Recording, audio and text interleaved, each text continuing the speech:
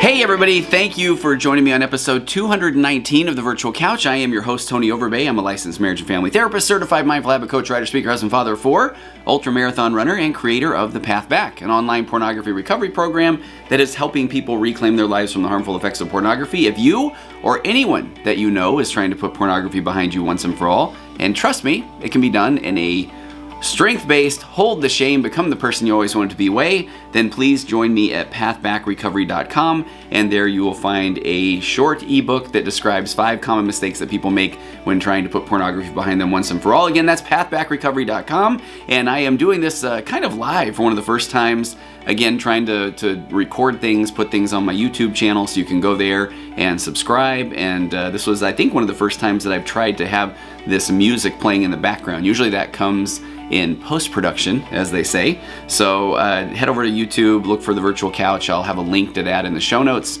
and subscribe there. I would be grateful. And speaking of subscribing to things, you can go to a brand new release of my website, tonyoverbay.com, and you can sign up there to find out a lot more about a magnetic marriage program that is coming soon, and I really am excited about it. I'm proud of it. I really am. I think that Preston Pugmire, a friend of mine who is helping me develop this course, I heard somebody else saying this the other day, and I feel like doggone cliches, but we've cracked the code, on how to communicate in a marriage. So again, go to tonyoverbay.com. You can sign up to find out more there. That's coming very, very soon. And you can also follow me on Instagram at Virtual Couch, as well as on Facebook, Tony Overbay, licensed marriage and family therapist. And let's get to today's show. So I have been having a blast in covering these things that I know, and this somewhat manifesto came from a lot of different things. I just sat down one day and just blasted out. I really thought there would just be a handful of things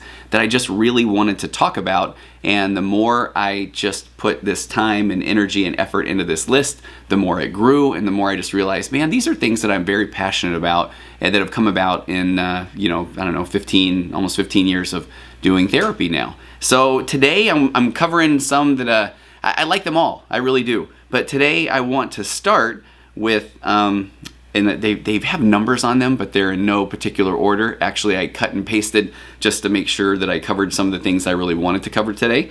So I was about to say number 18, but today we're covering 18, 15, 17, maybe a little 20. And I am going to try to also keep this one nice and tight of around 30 minutes. That's been kind of fun to do as well. So today, item, it doesn't matter, 18. The next item on the list is, if you're going to say yes, then say yes enthusiastically. Don't play the role of the martyr. And I really frame this, primarily this comes from a parenting technique where I learned that with my wife, and she and I have talked about this so many times, that if we're going to say yes to one of our kids about something, then don't give it the, I guess, acting all disappointed and down, because what a mixed message that can send. That sends this message of, I'm going to let you do this, but I'm really disappointed in you.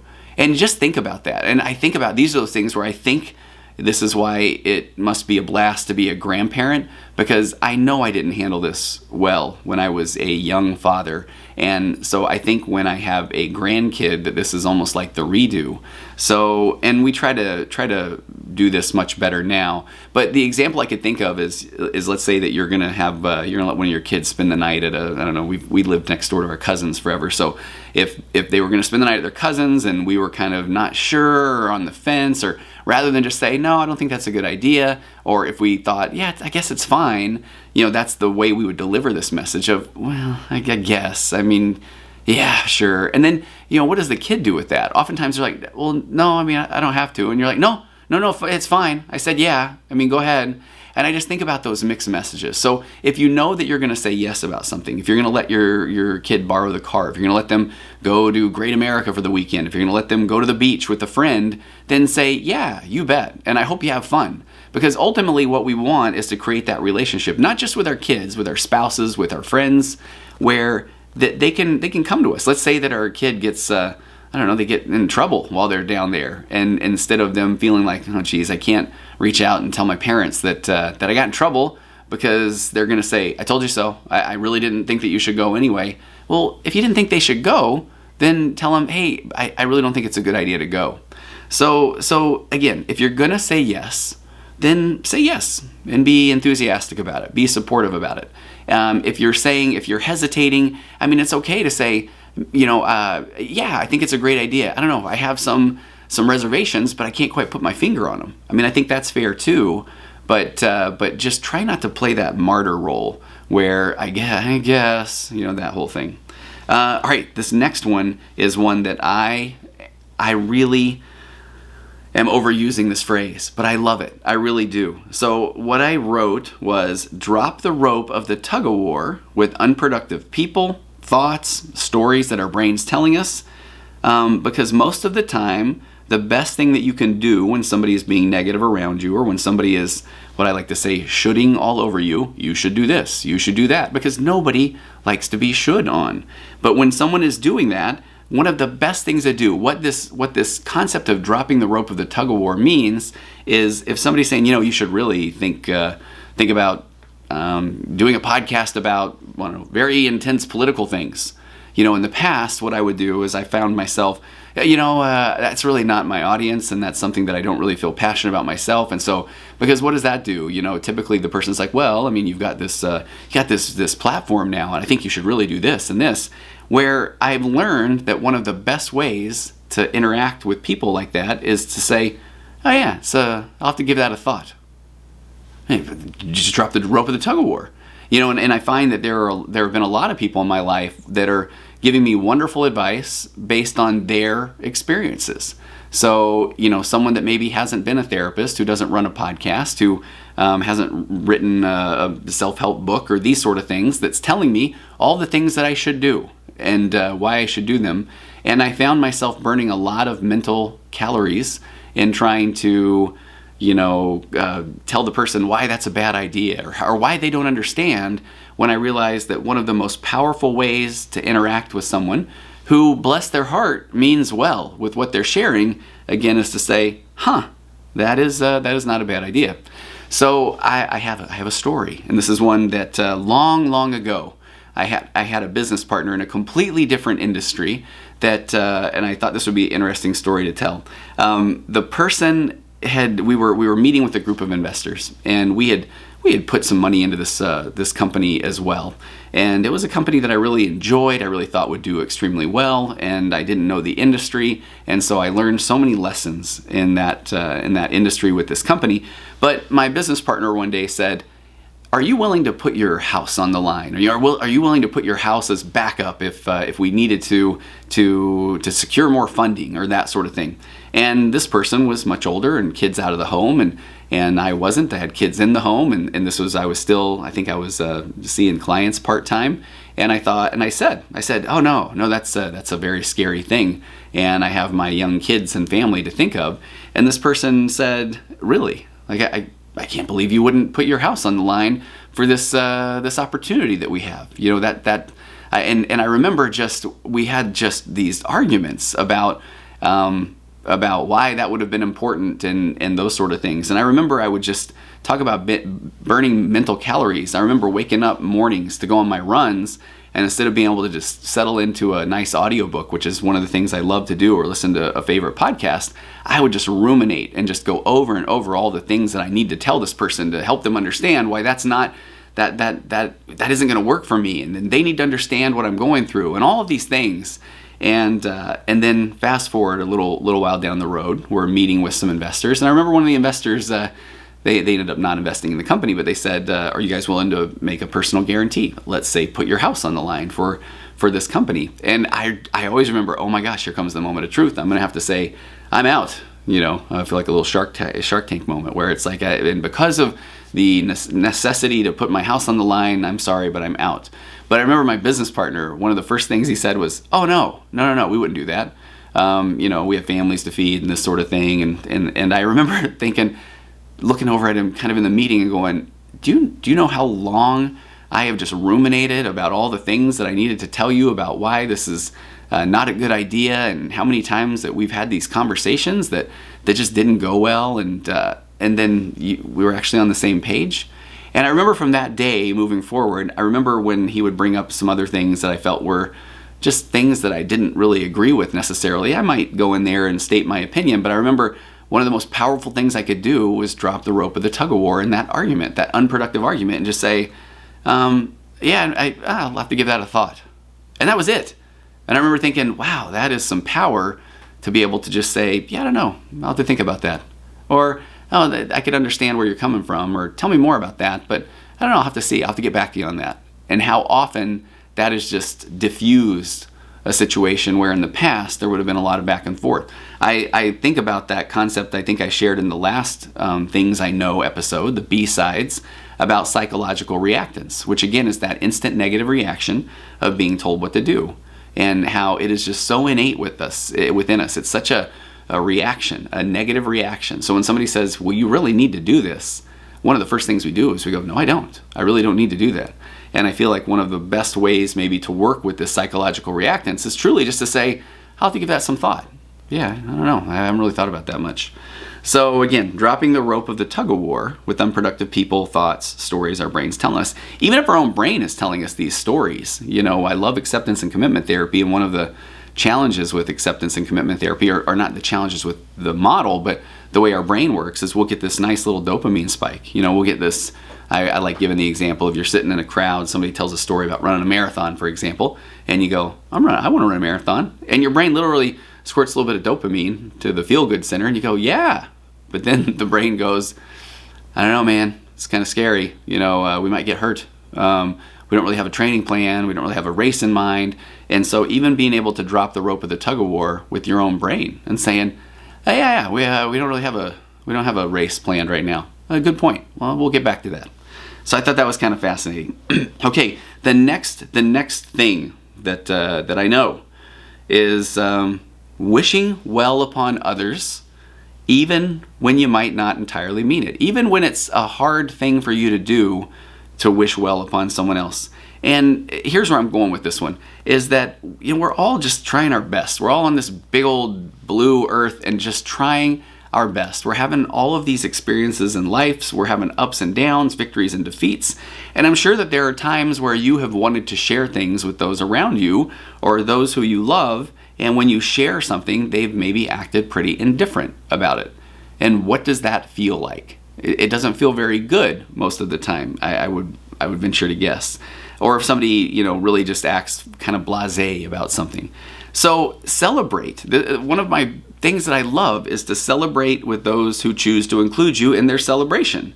I think there's some scripture out there somewhere that says something about mourning with those who mourn, and it might even say celebrate or rejoice with those who rejoice. But if it doesn't, I think that would be a wonderful thing. Where this is the case, that I think it's important to rejoice with those who are rejoicing, or to share in those moments, or help people feel good about good things in their lives, because, I mean, especially now, heaven knows we all need things to celebrate. We want some victories, some wins under our belt. And so creating a shared experience with somebody who chooses to let you into their world, I mean, people are excited to share, so be excited with them. We've all been in those positions where we wanted people to be excited for us as well. So I remember one of the first times I was listening to a podcast, and it was actually talking a little bit about mindfulness and meditation and that sort of thing. And one of the concepts that it threw out there was this just being grateful, you know, being grateful for the things that are happening in your world. And it was a particularly warm day, which right now we're going through an insane heat wave. I think it was 111 yesterday, which probably people in other parts of the world, maybe even down in Arizona or something, are saying, you know, 111, you know, that's a nice cool day. But for where I am, that was very, very warm. Okay, we had a little technical hiccup there. But so I'm listening to this podcast. I'm walking around this area. It was near an office that I used to work at, and it was a particularly warm day. And I was listening to this person talk about just being grateful for the things that are happening around you. And I remember a breeze came out of nowhere at that moment and cooled the sweat on my forehead, my giant forehead. And I just was so grateful for that breeze. And then one of the next concepts it talked about was truly wishing well for others. And I remember walking around a corner, and there were some people that in this warm day were doing some landscaping. And I just, I said hi, as I normally like to do. And I just wished them well in my head. I just thought, man, I hope that they just make that place look like $1 million. Whatever their goal is in that landscaping, I hope that that's something that they can pull off. And it just felt good. It did. So wishing well upon others. And that reminds me of a very, very quick story. not even a story, it's more of a concept, and that is, I think we all know the one-uppers in our lives. Always have something better to add, and sometimes that makes us feel a little bit dismissed. So that might just be my challenge. This is not one of the things I know, although I probably could have worked it in there as well, is don't be the one-upper. If somebody comes to you and shares a success, that isn't a challenge. They didn't just throw the gauntlet down and say, top that, old man or old woman or young man or young woman, whatever the case may be. It's not that they said, I just had a success in my life, see if you can top that one. And instead, that's a moment to say, oh my gosh, that's incredible. Or are you kidding me? Like what went into that success? Or tell me more about that. Or how long have you been working toward whatever it is that you're sharing with me? But it's not a time to say, oh yeah, my uncle's brother's cousin actually did that better and faster. And there you go. Do something with that. That doesn't ever feel quite good. That one doesn't quite land where I think we want it to. All right, let's get to the next one. This one is, most things aren't as bad as you think they'll be. And I think that this one can be a game changer. And let me explain. So whether this is going to a company Christmas party or stopping by a friend's house to drop something off to somebody in need, so many of us really just default to this path of least resistance. And I feel like often we're met with this, we can either stay at home and watch TV, or we can go put ourselves out there with this potential that things might not be comfortable. Or, I don't know, I sometimes really, and I know I do this myself, so it's hard to even wrap my head around sometimes why I don't want to go and do certain things, because it really is just this concept of the path of least resistance, which led me to think about something that, again, another one of these game changers. So such a long series of events that led to me having an opportunity to work with some people that are so much smarter than me, and me getting to be as part of, we'll call them treatment teams, with some people who are doing some pretty incredible things. And I remember here was the way that there was a neurologist, a doctor, who laid something out to me that happened to work alongside when I was reading this book called The Power of Habit by Charles Duhigg, which I have a podcast episode about long ago. But game changer for me here. Here's the way this doctor described the way the brain works. He said that the brain, and I'm putting in the bless its squishy pink heart, is this device, this don't get killed device, that thinks that it has a finite amount of energy. And I feel like that's a very important thing to kind of just sit with for a moment. That if the brain thinks that I have to conserve my electrical activity, then this is going to make a lot of sense where I go next with this. So it believes it has this finite amount of electrical activity, which is why it's constantly trying to save itself from doing too much. And again, this is kind of, as I learned this concept, I was also reading this book, The Power of Habit, where the author, Charles Duhigg, talks about the basal ganglia. There's a fun thing to say. And the basal ganglia, as I understand, is this tiny walnut-sized part of the brain that sits on top of the brain stem that some people like to call the habit center. And again, I'm going to continually probably say the way it was explained to me, because I am no neurologist. I am someone that is not steeped in the ways of neuroscience, but this made so much sense to me. So what I was told is that the basal ganglia, if we look at that as the habit center of the brain, that when the brain gets used to some sort of activity or even a thought process, then when the brain says, oh, okay, we're doing this is what we do. Let's look at like tying your shoes, for example, or backing out of the driveway. Then your brain takes that activity and it moves it into this basal ganglia, this habit center. And things that come from the basal ganglia require far less electrical activity than the processing, the ordinary processing power of just trying to think of things in the moment or on the fly. So if something becomes habitual, then your brain can file it away in this habit center, and then when it goes to recall, it takes very little electrical activity. So your brain wants to create habits. It wants to put things in this basal ganglia. For better or worse was the way this was described to me. So even things like addiction, I work with a lot of people that struggle with addiction. And so addiction can truly become this habitual pattern. So when I'm working with people that struggle with pornography addiction or compulsive sexual behavior, for example, that there's a trigger and then there's a thought, and then there's an action. So the trigger might truly be, I call them crimes of opportunity. It's boredom and opportunity. Someone is just sitting there and all of a sudden they're bored and nobody's home. So they think, the brain says, oh, I know what we do now. We look for pornography. This is where we act out. So the brain just thinks that it's doing this systematic pattern.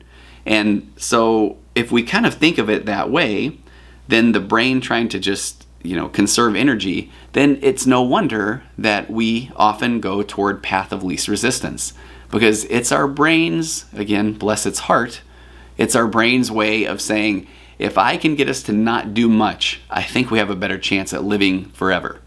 But we know that is a bless its brain, our brain's heart moment, and that instead what we're doing is not living as rich and fulfilling of a life. So if we have an opportunity to go provide some service for someone, or we can sit there and watch another episode of something on Netflix, our brain already knows the Netflix version. It's like, no, we just kind of sit here. This is what we do.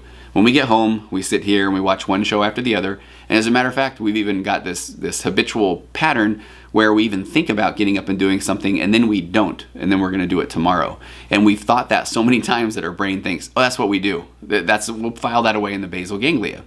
And so what we need to do is that's where we need to thank our brain. Thank you, brain. That's a great idea. The next episode of whatever the series we're watching does sound quite intriguing, but I am going to defuse from that thought, and I'm going to go and do this service activity, or I'm going to go have a human connection or a connected experience with someone. And what we can actually do is, over time, that can actually be the new neuropathway. That can be the part of what we file into this basal ganglia or our habit center. So I thought that was really fascinating, though, that the brain basically wants to try to chill and do little, if no new things, because it thinks that's the way it's going to live forever. There was a psychologist named Reuben Gurr, and this is one of the things whenever I go speak, I like to throw some fun facts about the differences between men and women, and I remember this one very well. I think he was University of Pennsylvania, but he said that a man's brain in resting state, it's only operating on, I believe, about 10% electrical activity. So when you say to a guy, if the spouse says to the man, hey honey, what are you thinking? And he says, nothing. He is literally almost thinking nothing. His brain is saying, when we sit on couch and stare at screen, we go dark. We don't think anything. That is the habit part of the brain. That's what we've dug into the basal ganglia, the habit center. Now, if he has been trained well, if he's one of my clients, he will then turn to her and say, what are you thinking? And then she'll maybe most likely say, I'm thinking about, I didn't get this done, and the kids have this going on tomorrow, and I really need to look into this, and my mom is telling me this, and I need to take care of her, and so he said in the same, quote, resting state, that the wife's brain is maybe more operating along the lines of it's operating at 70% electrical activity. So that was one of those differences in possibly the way the brain of most men and women work. But I thought even more fascinating was that when the guy's brain is in a resting state, that it's pretty much checked out. So we have to do more to kind of even combat at times our brain's natural inclination to just want to relax. And that does remind me there, I think it was in the book Power of Habit. It might have been just doing a little bit of research on this, but talking about basal ganglia, things like a squirrel and a fish, their entire brain is a basal ganglia. That all they are is just reactionary. So, they form a habit of eluding predators, and that's all that their brain knows how to do. So, all right, I believe that we have gone close to half an hour, if not even crossed the half an hour line. So I think I'm going to wrap it up. But what did we learn today? We learned that if you are going to say yes, then say yes enthusiastically. Do not play the role of the martyr. We've learned how to drop the rope of the tug-of-war with unproductive thoughts or stories or even people, where they can tell us, hey, why don't you do this? And we can say, that's a good idea. I'll have to think about that. Or I haven't thought of that before. Let me do a little more thinking on that. And also the concept of just wishing well upon others, even if that can be difficult for you. That I guess it's don't try to pop anybody else's balloon or rain on their parade or any of those kind of